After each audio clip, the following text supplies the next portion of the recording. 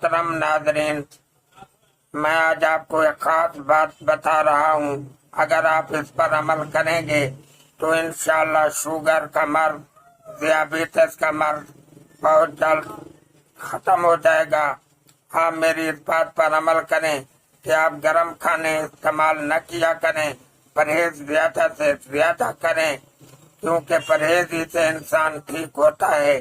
تو میں ویڈیو کے آخر میں آپ کو جو بات بتا رہا ہوں اس پر آپ عمل کریں تو انشاءاللہ آپ کی شوگر جلد ہی جڑ سے ختم ہو جائے گی۔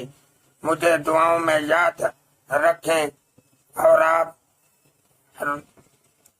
ہر نماز کے بعد 11 مرتبہ یہ آیت پڑھیں تو انشاءاللہ جلد از جلد چھٹکارا ہوگا۔ لا الہ الا انت سبحانک انی کنت من الظالمین۔